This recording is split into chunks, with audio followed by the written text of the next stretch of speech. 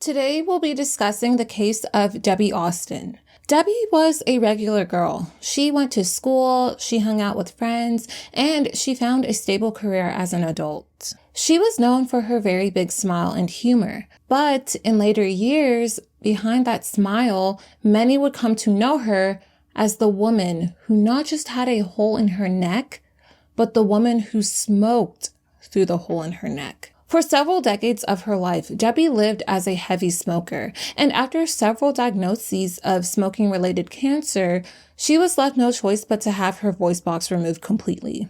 Even after doing a procedure like this, Debi continued to smoke for years. They made a PSA about her story, and this ad was the biggest thing talked about in several different states.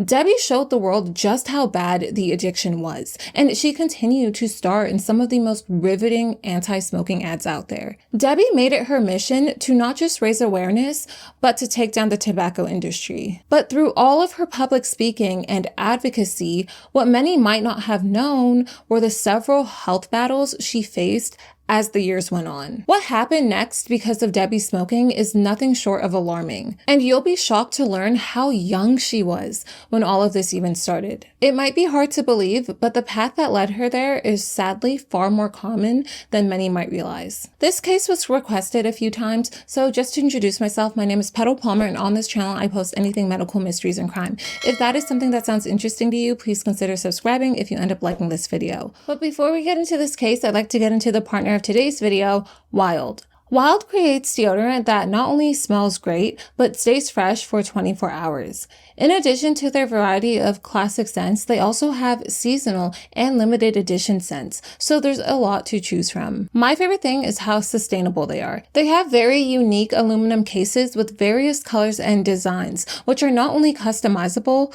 but are reusable. With their compostable refills, their products have saved 1.6 million pounds of single-use plastic from ending up in landfills, and they're also cruelty-free and vegan. I've been using Wild for a little over a year now, and it's been my go-to deodorant. I'm all about reusing and recycling, whether it be thrifting clothes, secondhand furniture, whatever. So having a reusable deodorant case has been an absolute staple for me. I also just love all of the scents, but my signature 100% is fresh cotton and sea salt. If you'd like to try Wild for yourself, please use code Petal Palmer to get 20% off your entire order from Wild. To use the code, you can click the link in the description or scan the QR code on the screen. Thank you, Wild, for partnering with me. Now let's get into this case. Deborah Debi Austin was born on Thursday, April 13th, 1950 in Illinois. She had two sisters, Dina and Jamie, and she had a brother named Jim. At 4 years old in 1954, Debi, along with her family, moved to Los Angeles in California to start a new life over there. Debi and her family lived in a house on Farallone Avenue in the Canoga Park neighborhood in the San Fernando Valley. And she went to school very close by at the formerly known Columbus Junior High School, now known as Canoga Park Middle School. Growing up, Debi's father would smoke cigarettes, which Debi and many other children looked at as something that was cool and grown to do. So it was by the time she reached junior high school when she wanted to see if this might be something she could try herself. One day, at 13 years old in 1963, Debi and some of her friends were walking home from school. There were about 4 or 5 of them there. And as they were walking, suddenly Debi said to them, "Hey guys, guess what I have?" It was at that point when Debi pulled out an unfiltered Camel cigarette. Where did she get this?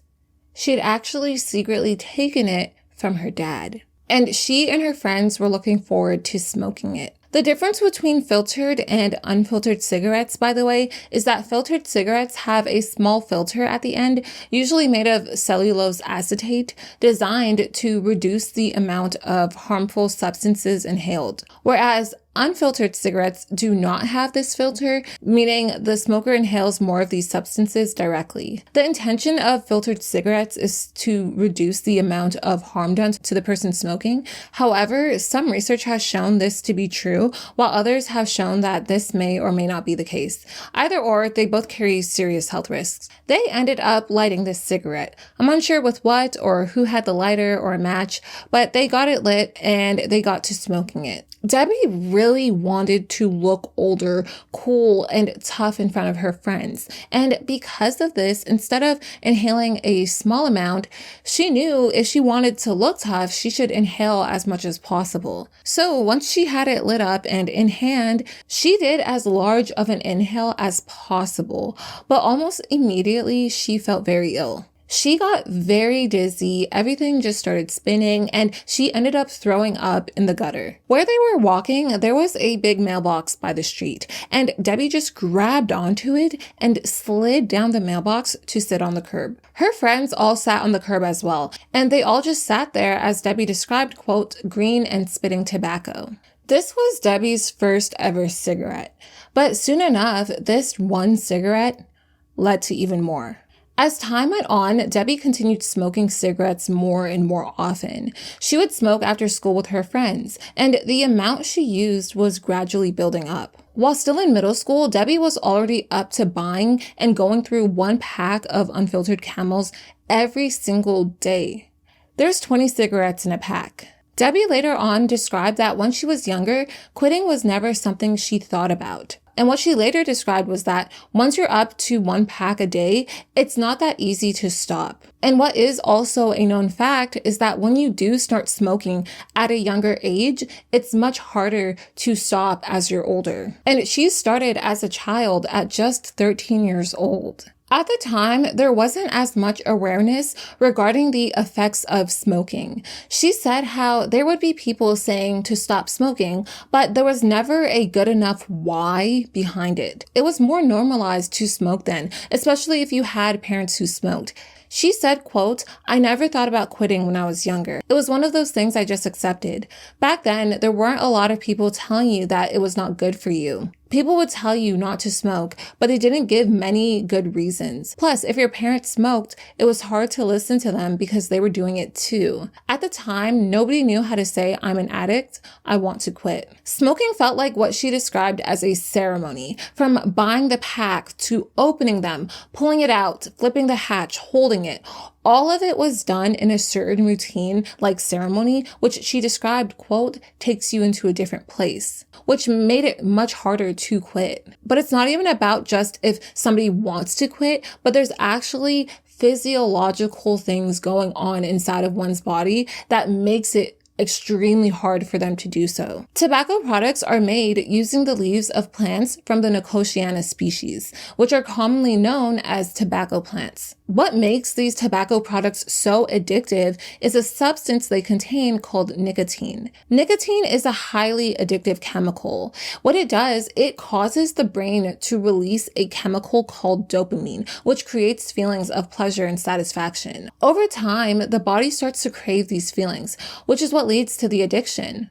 According to the FDA, nicotine changes the way the brain functions. This is what causes people to experience cravings and makes it difficult for them to stop using tobacco products. Tobacco products contain a mix of dangerous chemicals that can seriously damage the body. It's just that the nicotine is what makes somebody continue using it. When somebody becomes addicted to tobacco, it's known as nicotine dependence. This goes beyond just wanting to keep using. It becomes a physical and mental need. Even if somebody wants to quit, nicotine is so addictive that stopping can be very challenging. Nicotine withdrawal can lead to a number of symptoms, such as strong cravings to smoke or use tobacco, feeling irritable or easily annoyed, restlessness or feeling jittery, difficulty focusing, trouble sleeping, increased appetite or weight gain, and even feelings of anxiety, sadness, or depression. When somebody quits smoking, these symptoms can be intense at first, but they usually fade over time as long as the person doesn't start using tobacco again. Like with any addiction,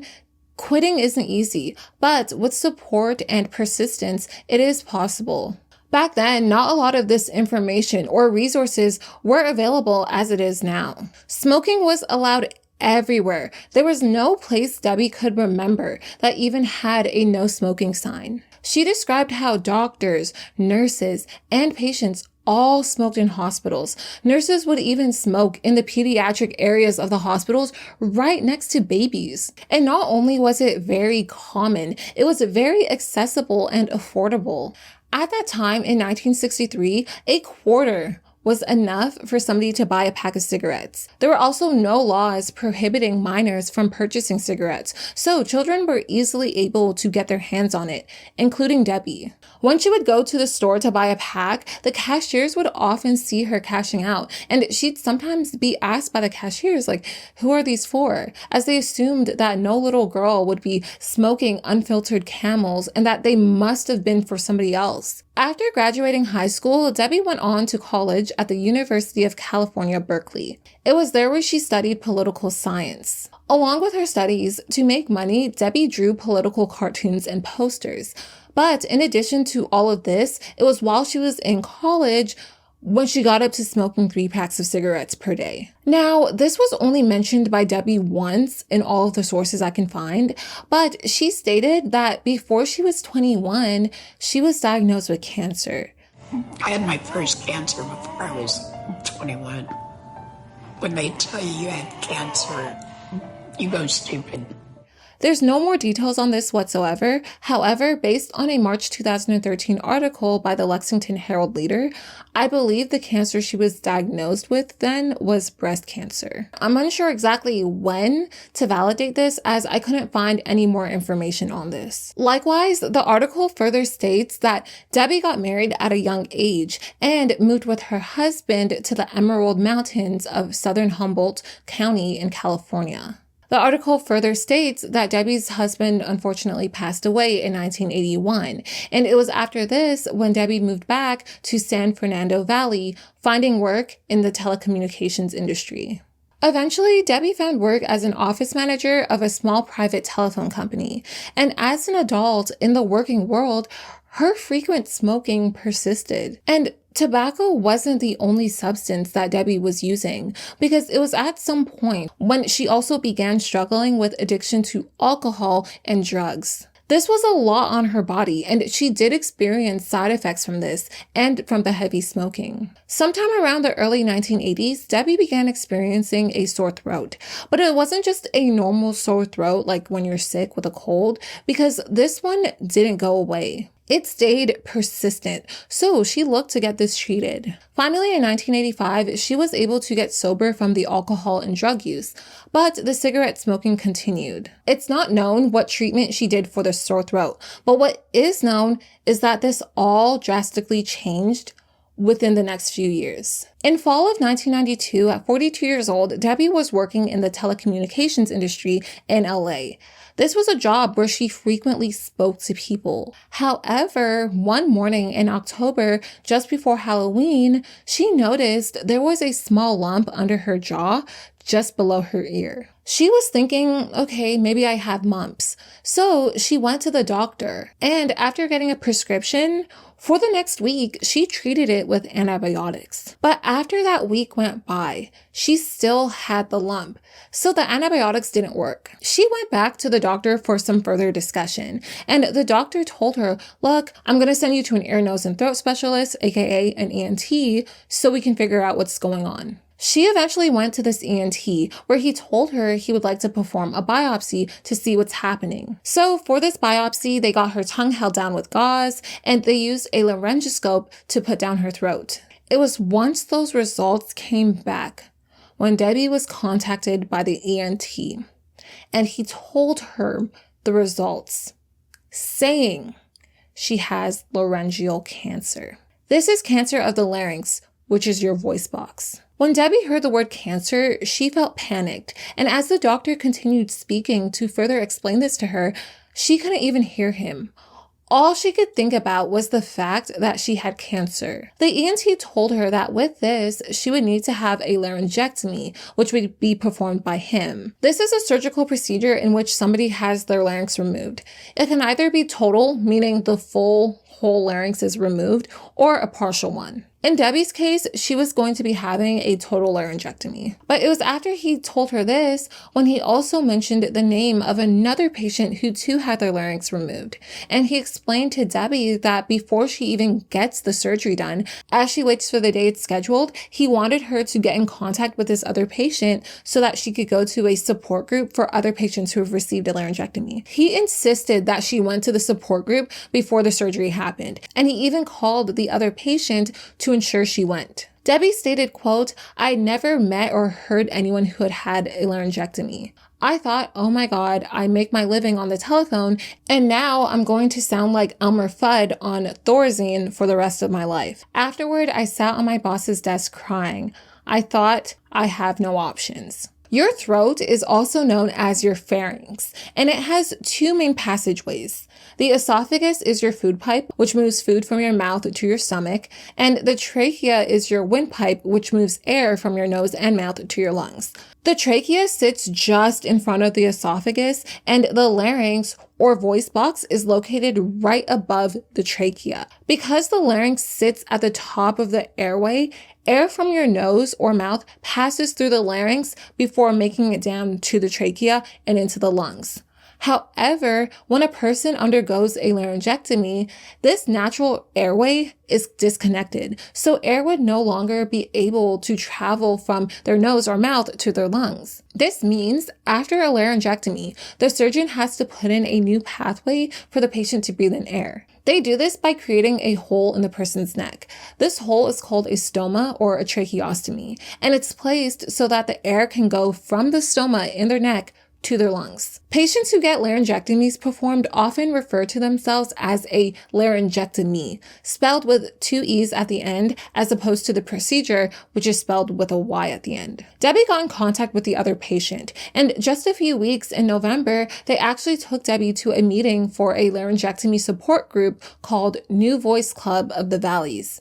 Debi stated, quote, "I was in a state of shock when I went in, but after the meeting, I knew I would be just fine." Debi's total laryngectomy was scheduled for Friday, December 4th, 1992 at Northridge Hospital Medical Center in LA. Because this would entail the removal of her larynx, which is her voice box, this would mean that right after the surgery, she'd be unable to speak. And when that day came, just before they put her to sleep, when she was speaking with her surgeon, who Debi would later describe as a wonderful person, he told her, quote, "Remember, nothing will ever keep you quiet, only alter the sound." Debi later explained how she recalled when she was in college working by drawing political cartoons and posters. One of her drawings included a comment which stated, quote, "You have not converted a man simply because you have silenced him." Which, when thinking about it later on in life, Debi thought that this could have been her foreshadowing, preparing herself for the future without even knowing it. They performed the surgery, ending off by creating a stoma and placing a 2.5-inch tube into her windpipe to connect to the stoma so that she could breathe. And when it was completed, they wrapped her head and neck area and brought Debi to the recovery room. Debi stayed in the hospital for 10 days recovering before she was discharged. And then for the next month, she spent a lot of time at home doing recovery there. She was being seen and visited by various different people as she recovered, but it was not an easy recovery. Like many other laryngectomy patients, the first 10 days post-op, Debi felt total helplessness, especially with the loss of her voice. She had no way of producing sound. So to help her be able to speak again, they performed tracheoesophageal puncture or TEP surgery on Debi. According to Duke Health, quote, "During the TEP procedure, a surgeon creates a small hole about the size of a pencil eraser in the wall between your trachea and your esophagus. A small one-way valve called a tracheoesophageal voice prosthesis is placed inside the hole to direct air into the throat." So this is essentially a procedure to help a person speak using air through their esophagus to then travel to the throat. But this doesn't immediately allow the person to produce sound. It takes time to learn and practice. She did esophageal speech training for the first 2 years after surgery, but being that she was unable to speak at first, in the meantime, as she continued practicing, Debi used a speech device called an electrolarynx. The one she specifically used was called a Cooper-Rand electrolarynx. This is a handheld device in which a small tube is placed in a person's mouth. The device sends vibrations through the tube, and the movement of the person's lips and mouth creates sound that can turn into speech. She used this device for those first 2 years to communicate with others, but not being able to speak for 2 whole years induced a lot of emotions in Debi. Because she was no longer able to inhale orally, she would practice by learning how to form words by swallowing air and expelling in what is described as a burping process or burp talk. And it was finally after those 2 years of continuous practice, she was able to speak relatively fine again. By that point, she stopped using the Cooperand, but she just always kept it around her in case of an emergency. When she was diagnosed with cancer, Debi had been smoking 3 packs of cigarettes per day. But even right after the surgery, after having her larynx removed, Debi still tried to smoke. In her hospital room, she pulled out a cigarette and tried to strike a match to light it. But being that she just finished surgery, this was physically hard to do. I'm completely disconnected. So trying to strike a match to light a cigarette, I'm quite sure my neighbors were entertained. Even when she got out the hospital, she described how her mother and sisters didn't smoke. So at home, she'd be the only person able to light a cigarette. Likewise, she was just surrounded by so many people during this time, so smoking wasn't really something she could do comfortably, even if she wanted to. Nonetheless, she still felt the urge to do so, a very strong one at that. It was after that month passed and she had a little more time to herself, when one day, Debi got herself a cigarette, leaned against the wall, and lit it up to smoke it. This experience was similar to the first time she ever smoked at 13 years old. Debi described it saying, quote, "It was almost overwhelming. You have to understand, the smoke went straight to my lungs without all of the filters in between. The effect was almost like my first cigarette. I was dizzy and lightheaded. That feeling should have been enough to let me know not to do it anymore. But the cravings were just too strong. You have no control when you are addicted to cigarettes. I am a control freak, and it is very humbling to realize that you have no control." Instead of smoking 3 packs per day, which is 60 cigarettes, Debi got up to smoking just about 5 or 6 cigarettes per day while having a stoma. What she would do was that she'd hold the cigarettes between her lips and use the air swallowing method in order to light them. One of the side effects of a laryngectomy is the loss of taste and smell. But whenever Debi would hold the cigarettes between her lips, this was the only time she was able to taste the tobacco. It actually got to a point the effects of smoking with a stoma began to physically show on Debi's body. At some point, she started to notice she had a big yellow stain around her stoma area. So she knew she should get it checked out, and she went to see the doctor. Her doctor got a flashlight and looked inside of the stoma, and all he could see were flecks of tobacco. He pulled out 4 to 5 tobacco flecks out of the upper inch or 2 of her stoma, and after doing this, he told Debi, quote, "Don't let me see this again." But this wasn't the only issue that she noticed, because it was just after a year of smoking post-op when she began to notice that a new health issue was arising. Debi began noticing that she was having trouble breathing, so she went to get assessed by doctors. And eventually, after further evaluation and testing, she was diagnosed with emphysema. According to Cleveland Clinic, quote, "Emphysema is a lung disease that results from damage to the walls of the alveoli in your lungs. A blockage or obstruction may develop, which traps air inside your lungs. If you have too much air trapped in your lungs, your chest may appear fuller or have a barrel-chested appearance." And quote, "The main cause of emphysema is smoking, but other causes include air pollution and chemical fumes." With her having emphysema, whenever she would experience a lung infection, which was quite common for her, it was very hard for her to speak. She later described in a 2010 article, quote, "I have a constant upper respiratory infection. I have emphysema, and they want to put me on oxygen, but I refused because once you're on it, you stay on it. So I have to have forced air at night." Even with all of this, despite this diagnosis, she continued to smoke, just eventually limiting her amount to 1 pack per month. Debi didn't tell many people that she continued smoking. It wasn't something she was necessarily proud of. It was just all she knew. She'd been smoking since 13 years old and developed nicotine dependence very early on. She stated, quote, I didn't know how not to smoke, but she couldn't bring herself to tell people this. In fact, at some point later on in 1996, Debi had begun speaking at schools about her story. But there was one time she spoke to a school, but denied to them that she was still smoking. She stated, quote, "Imagine standing up in front of everyone after this horrible surgery and saying that I was still smoking cigarettes. It was embarrassing." She further emphasized the absurdity of it by stating, quote, "It's strictly a lung thing, which makes it dumber. At least when you smoke through your mouth, you got 2 or 3 things filtering the smoke before it gets to the lungs. But this is a direct hit. It's extra stupid." Whenever she would smoke, she would avoid others by going downstairs in the garden of her apartment, as nobody could see her from there. And she not only avoided others while smoking, but in general, she avoided looking at her own self in the mirror because of these serious changes on her body. For a while, she hardly knew what she even looked like, and her health also fluctuated from having good periods to having bad ones. In 1996, Debi was particularly having a hard time health-wise. In a span of just 12 months, she'd been in the hospital 13 times. So it was that year when Debi's sister, Dina, had actually moved in with her in her home in Canoga Park so that she would be able to help take care of her.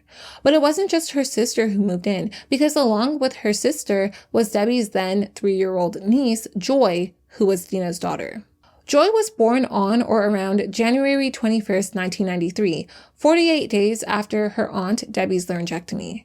And it was Joy who would play a major role in some serious changes Debi would soon make in her life. One day in 1996, Debi received a phone call from a woman named Sherry Robertson. Sherry was one of the main contacts for the New Voice Club in San Fernando Valley. Furthermore, she was Debi's friend and was one of the only people who knew that Debi still smoked. Sherry was working with the Laryngectomy Association of California, and during this call, she told Debi that the California Department of Public Health, or the CDPH, was planning on creating an anti-smoking ad. In 1988, about 1/4 of California residents smoked.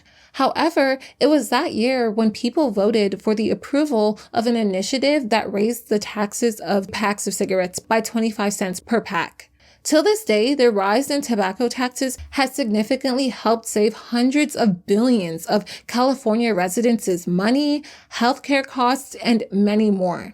With revenue generated from the increased taxes, the CDPH was able to create the California Tobacco Control Program, or CTCP, in 1989. And they were further able to use the money to produce several anti-tobacco ads. The state had hired an ad firm named Asher and Associates to find a laryngectomy who'd be willing to partake in the ad. They contacted several different cancer survivor organizations to find somebody, and that's when they got in discussion with Sherry about if she knew anybody. Sherry told Debi about how the CDPH were looking for a laryngectomy who, 1, been disfigured from tobacco use, and 2, still smoked. The CDPH was planning on launching a 3-year campaign as part of their California Tobacco Control Program. For that year, in 1996, the campaign budget was valued at $22 million, with the 3-year campaign being valued at an estimated $67 million. Debi would often hear comments that people would make about her. Some people have even said that she deserved what happened to her because she was a smoker. The first time she heard this, it made her angry.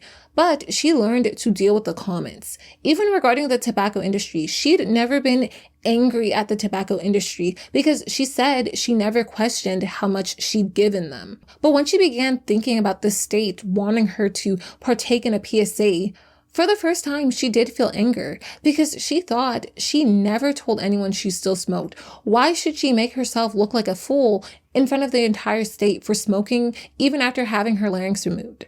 So she declined the offer and stated in a Seattle Times article, quote, "I told them, every day I would look in the mirror and face what I had done, and you want me to tell the entire state? go to hell. So Debi wanted nothing to do with this PSA. However, that wasn't until one incident happened that made her reevaluate how she wanted to move forward with the ad and with life. 2 days after this call, Debi was going out to dinner with her sister Dina and her 3-year-old niece Joy. This was a normal night. That was, however, until just before they left to go to the restaurant. Because before they left, Joy had drawn a black dot in the middle of her neck, and she told her aunt, "I want us to look alike.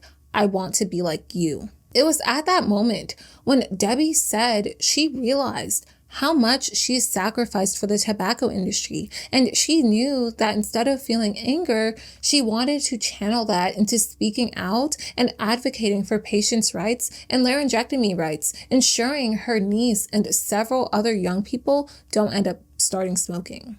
So it was after that night when Debi searched for the number of the ad company, and once she found it, she called them to tell them that if they're still interested, she would like to take part. They filmed the first of many ads in 1996.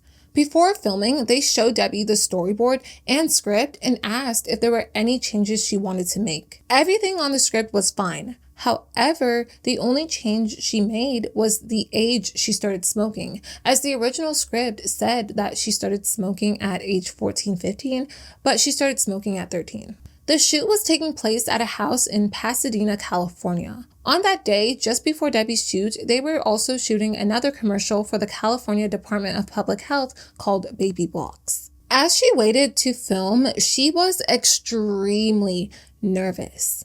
Finally, though, it was Debi's turn to be on camera, and as she got placed on the chair where she would be saying her lines, she was terrified. She described, quote, "You dream about being an actor, but you never imagine having that kind of stage fright. I was a deer in headlights." This shoot entailed many different angles and lighting to get the right shots. So in total, it took about 4 hours to complete.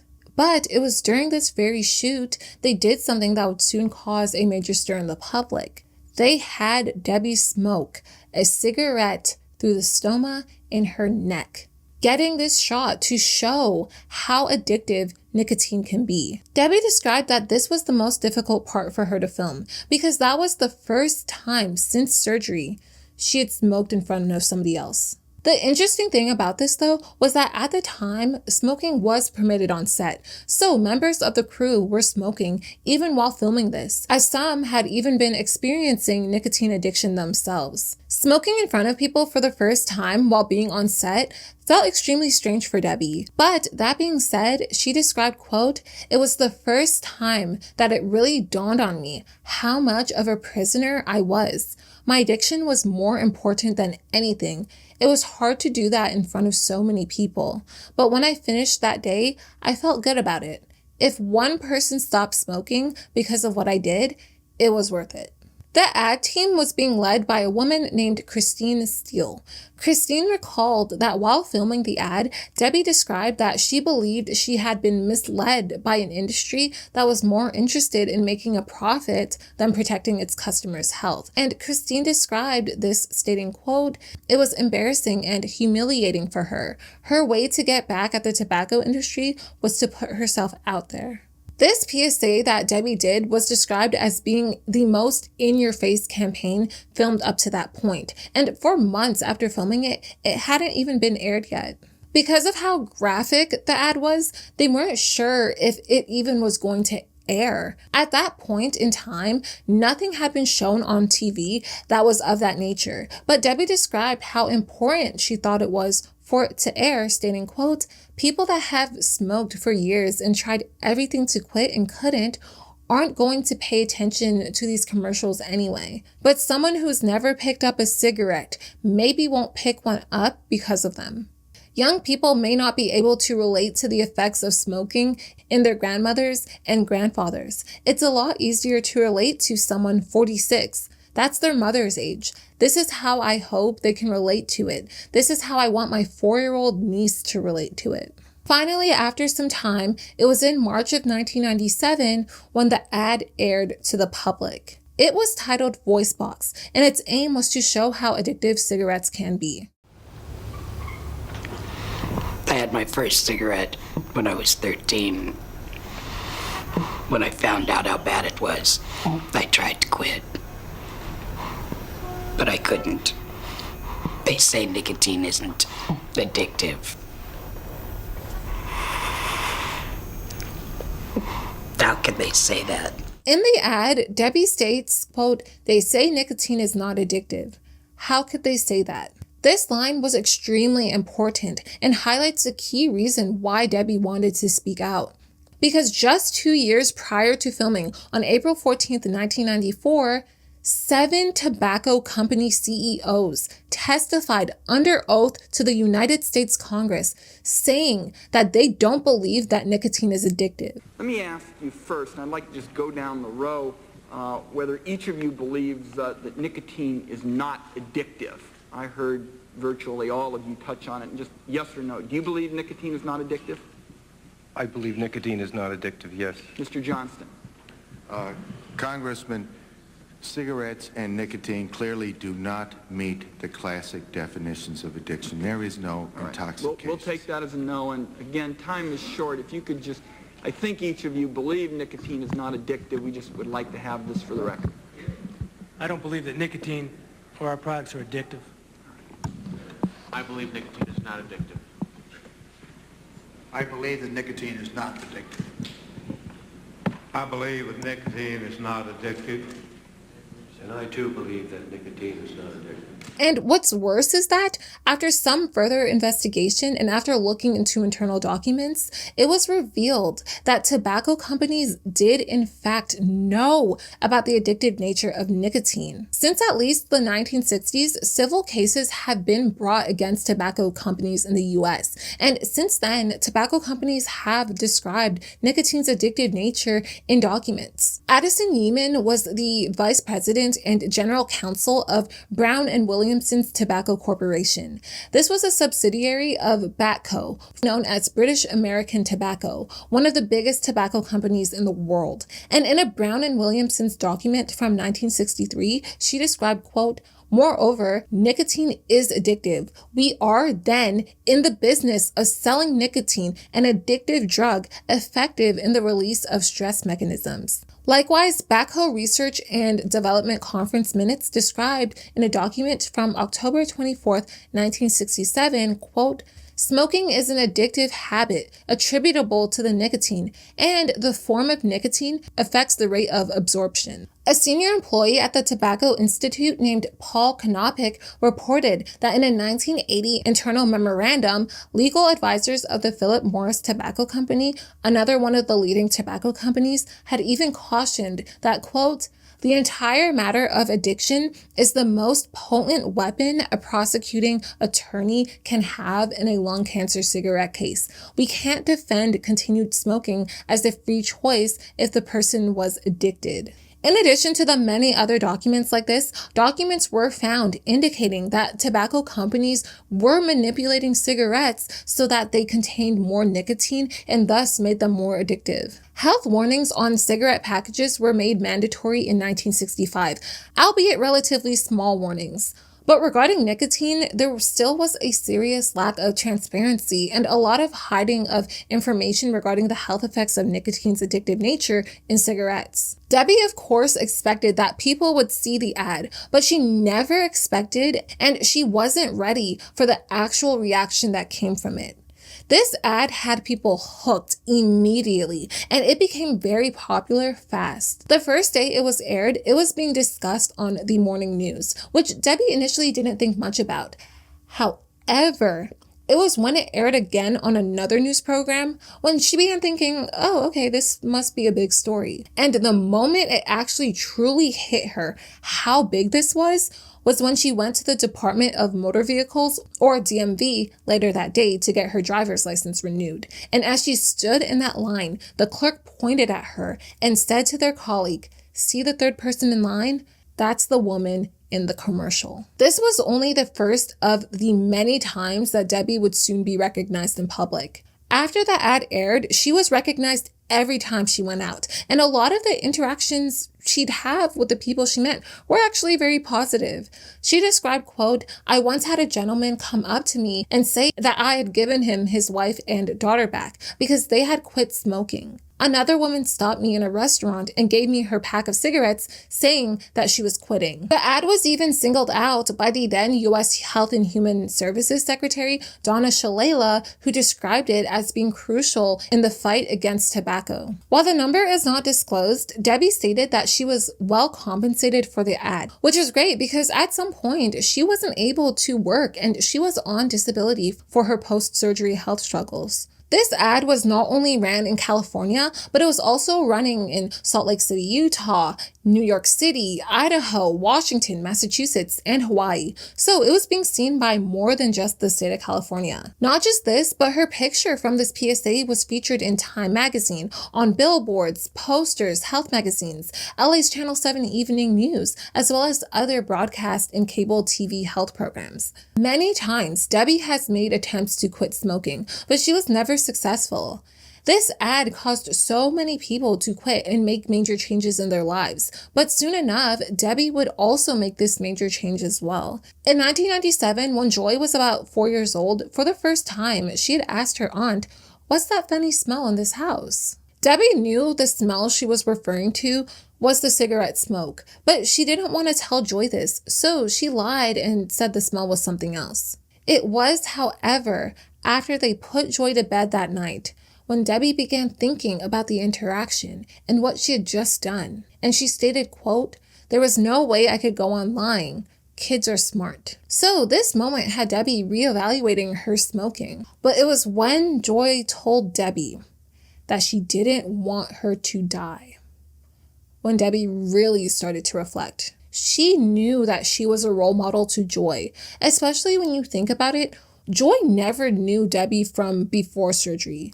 All she ever knew was her as a laryngectomy. So everything she did, whether it be covering her throat to cough, Joy would observe. They even had to teach her that she had to do things differently than her aunt. For example, if she coughs, she shouldn't cover her throat, she should cover her mouth. Reflecting on this, Debi stated, quote, "I realized that I was an example to her and I didn't want her to turn out like me." About 8 months after the ad aired publicly in 1997, she stopped smoking cigarettes. This was her stopping after doing so for 34 years. And she did most definitely experience the effects of withdrawal. Throughout this period, she would get oral cravings. So to try to satisfy them, she got herself a bag of butterscotch candy with the hopes that the mix of sweet and saltiness would help. But as mentioned, she described that smoking is more than just an oral fixation, but rather involves the entire routine, from opening the pack to how the cigarettes are held. She needed to figure out what she could do with her hands. So she recalled back to the time she watched a movie where a guy was playing ping pong, catching the ball using a pair of chopsticks. And she thought that it'd be a good idea to, instead of reaching for a cigarette, she'd reach for a pair of chopsticks, bounce a ping pong ball, and try to catch it. Eventually, Debi was able to finally quit, which she thanked Joy for, stating, quote, "She was my backbone and my strength to finally quit smoking." Joy thought it was amazing that Debi quit smoking and was especially stunned to realize that at so young, she was able to make such an impact on her aunt. When Debi would be interviewed and tell people that she finally quit thanks to the help of her niece Joy, whenever people would see the pair, they would come up to Joy and recognize that she must have been Debi's niece, which she was very excited about, to know that people knew her name and who she was. And she was just overall happy, as she thought that now that Debi wasn't smoking anymore, her aunt would be around for much longer. Debi got on set for the second time after she quit smoking. This was very special because if you recall, when she filmed her first ad, smoking was permitted on set and the members of the crew were smoking. But when filming her second ad, smoking was no longer allowed. California was the first state to ban smoking in nearly all workplaces and indoor public spaces in 1995, earning them the name America's non-smoking section. So during Debi's second time around, when the film set no longer permitted smoking, they all instead discussed their addiction to nicotine and the things they tried doing in order to quit. Because of how well the PSA did, Debi began partaking in public speaking at various schools, groups, awards, and events. It was then in October of 2000 when she filmed 2 new ads in which she shared how she was finally able to quit smoking because of her 4-year-old niece, Joy. The cigarette companies did everything they could to keep me from quitting. But it was the love of a 7-year-old that helped me quit. At the time, there was also word about an interview taking place for a national magazine, but there was nothing officially scheduled then. After the ad aired in 1997, she was more than happy to make appearances, whether it be interviews or on talk shows. The only requirement she had was for them to be in California, for a few reasons. One of them being that it was hard for her to fit in airplane seats at 5'5" and 300 pounds, and another being her health condition, including emphysema and the side effects she experienced, like her cough.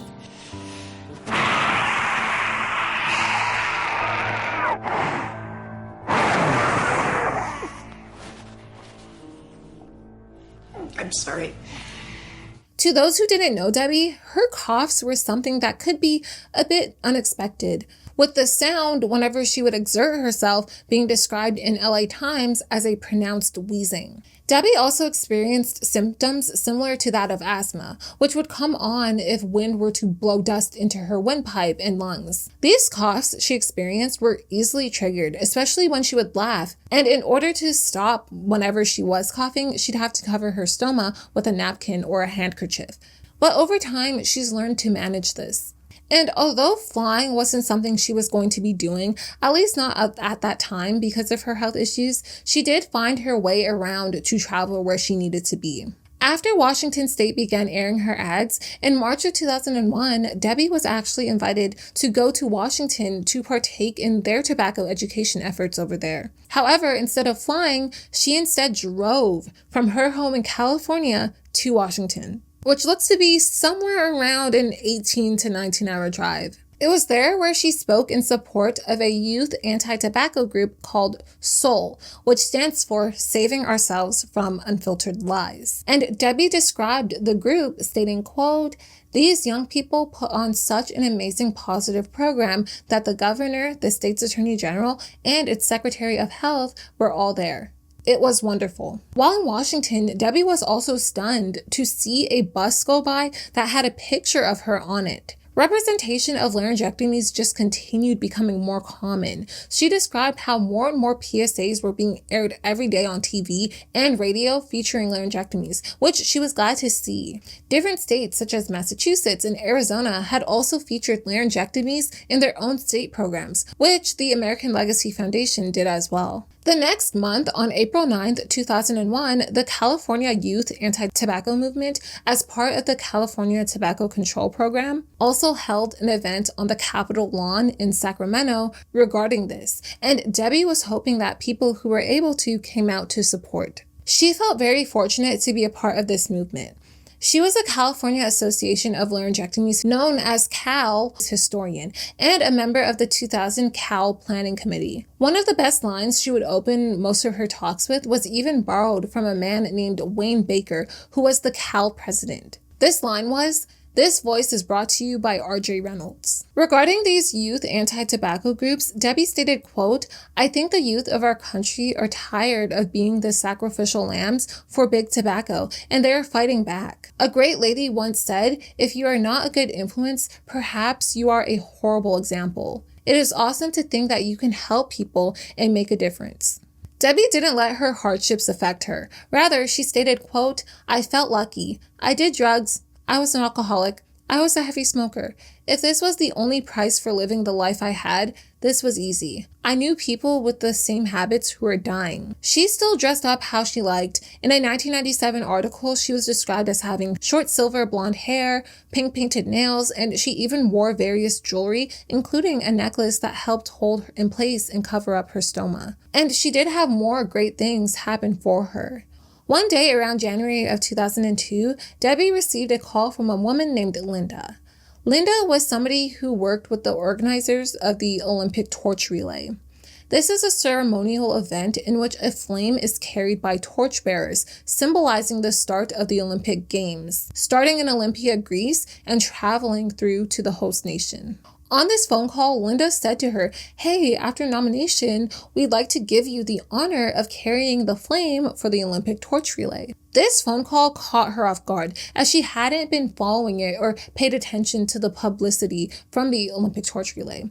So she asked Linda questions about it, and Linda was very understanding and answered all the questions. Debi was nominated by the daughter of her close friend, Kim. Kim was somebody who visited her every day in the hospital after her surgery. She stayed with Debi for hours at a time when she was learning how to speak again, and she was also there with Debi the day after the first PSA aired. And after some further discussion with Linda, Debi accepted the nomination to carry the flame. On Thursday, January 17, 2002, Debi carried the flame for the first leg of the Winter Olympic Torch Relay for Paso Robles, California. This was a very memorable moment for her. She described that she cried in every picture, and even when asked if she could stop crying for a minute, she said, "I doubt it." Debi was unable to walk for more than 335 meters. So in order to complete her leg of the relay, Walmart had actually gotten together a cart for her so that she was able to ride instead. Debi was overwhelmed with emotions to have such an impact on someone's life that they would write and nominate her to do this. That nomination from Kim meant a lot. It was especially more emotional because a week before the relay, Debi had actually lost her friend named Dwight Pollock, who passed away from cancer. So she said she was carrying the flame for him and cancer survivors everywhere. Over the years, Debi also did various other things. In 2004, she was a guest star in a reality TV show on the PAX network called Cold Turkey, in which, quote, "a group of unsuspecting smokers are brought together under the guise of being on a fantastic new reality adventure show, only to find out that their real adventure will be to live together and quit smoking cold turkey." She made a surprise appearance where she spoke to the cast about the effects of tobacco and the amount of people's lives that have been taken by tobacco use. Also in that year of 2004, she was one of 2 recipients named a lung champion by the American Lung Association East Bay for the work she had done and continued to do to raise awareness. Despite initially being opposed to travel, Debi went on to travel all around the world sharing her story. In 2007, she even worked on an anti-tobacco education grant project. Likewise, Debi also starred in more interviews and documentaries made by the California Department of Public Health, filmed in 2010 and aired in 2011, including a PSA called Stages and Candle, and a documentary by the Undo organization, which is, quote, "one of the nation's leading public health programs fighting to end big tobacco's deadly epidemic in California." When asked if she would ever consider suing companies in the tobacco industry, Debi replied, quote, "Of course I am mad at the tobacco companies, but I can do more damage to the tobacco companies by talking to students and doing commercials than wasting 10 years of my life in courtrooms fighting lawyers. I would rather be in the classroom teaching the other side of the issue." She further stated, quote, "I am always in favor of more ads. If a 3-year-old can recognize McDonald's from TV ads, they are paying attention. The more anti-smoking ads fill the airwaves, the more information people will have. This is what is important. When I go to schools to talk to kids, I tell them there is a difference between making a decision and making a choice." People would look at me with their cigarettes, and it's like, oh, if I ever get like that, I'd quit. Why do you have to wait till you get like this full? Do you think this is a lot of fun? Actually, that's not true.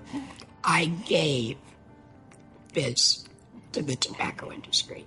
They didn't take it. I gave it to them.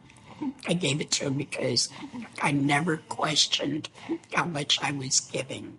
In this documentary, she stated how the first cigarette is a desperate need to belong, whereas the last cigarette is their life and it's them. She also said that she cares about people making a decision based on education and not based on desperation, which is why she often emphasized that her purpose isn't to tell people what to do, but rather to make sure people stay educated about tobacco so they can make a decision. She, in an earlier interview, stated, quote, "I am glad that people are starting to listen about the dangers of smoking. I feel very fortunate to be a part of this. My feeling is, if I can't be a good influence, at least I can be a horrible example."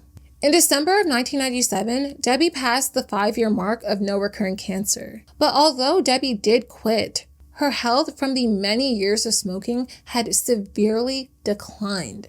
She continued to deal with various forms of cancer related to tobacco use as the years went on, and she dealt with the other conditions and side effects she had. Through emphysema and regularly struggling to breathe, she still made commercials, she still went around to schools to speak to students, and she left an impression on the many people she'd met. She often stayed in the hospital because of her health.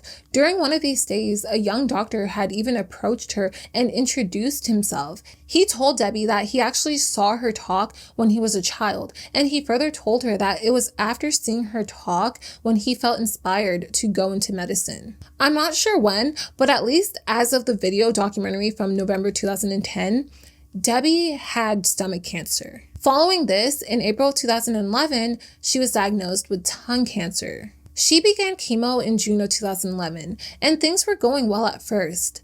But then the following month, the port she had in her chest to receive medications became infected, and she was admitted to the hospital. Debi spent 2 weeks in the hospital in July experiencing some very aggressive infections, and the infections had weakened her condition so much the next month in August, they stopped doing chemo to instead do radiation. A couple months later in October, she was finally finished with the radiation treatments. But by the next year, in 2012, Debi's condition had weakened so much she was unable to walk. In August of 2012, she was admitted into a care facility. After a few months, in December 2012, she was finally able to come home. But this was very short-lived because she soon suffered another infection and had to be admitted back into the care facility where she stayed for a week. It was after this when Debi was placed under hospice care. But hospice care wasn't working out well for her, so she was removed from hospice care after 3 weeks. I'm unsure why it wasn't working, but for some it may work well, for others it may not. Debi's condition just continued getting worse. In the documentary, she gave credit to her doctor for keeping her alive this long. In her life, she had faced breast cancer, laryngeal cancer, stomach cancer, and tongue cancer. You know, my doctor's pretty good to cut the caseload. He's kept me alive this long. I told him I got to talk to a million kids, so you got to keep me patched up till I'm done. But at this point, there was no way to reverse the effects she was dealing with, and it truthfully was just a matter of waiting for the day she passed away. And this day did, in fact, come. Debi was at the Valley Presbyterian Hospital in Van Nuys, California, where about 15 of the staff performed cardiac pulmonation to try saving her life. But with no luck, it was at 12:11 p.m. on Friday, February 22nd, 2013, at age 62, when Debi passed away. When she passed, all 15 of the staff who tried saving her left the room in tears, and they said that she was a fighter. But fortunately, Debi passed away surrounded by her loved ones who were able to say their goodbyes the morning she passed. Debi had actually lost her mother a little over a year before this, and Debi's sister, Dina, described that it was after this happened when Debi, as a Christian, put her faith and trust in the Lord to save her from her sins. Debi touched millions, raising awareness and inspiring many people to quit smoking. Dr. Ron Chapman, who was the director of the California Department of Public Health, described Debi's ad as, quote, the most recognized and talked about California tobacco control ad. Further describing, quote, Debi was a pioneer in the fight against tobacco and showed tremendous courage by sharing her story to educate Californians on the dangers of smoking. As of today, after many years of delays due to legal challenges, the FDA has indicated that it will be enforcing a graphic warnings requirement by the end of this year in December 2025 on cigarette packages. This entails, quote, new required health warnings for cigarette packages and advertisements to promote greater public understanding of the negative health consequences of smoking. Which is huge, especially for what Debi was hoping for, to not necessarily tell people what to do, but rather give people the education on the product so they can make informed decisions. And just some words of wisdom from Debi. When you go out into the world and find your adventure, dance, choose life, be remembered for the content of your art and the choices you made. Do not be remembered for the consequences of the choices you made.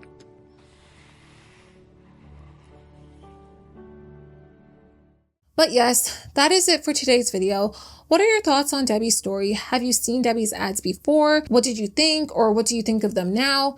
Please comment your thoughts below, and don't forget to subscribe so you don't miss any other videos on medical cases, crime, and mysteries. Bye now.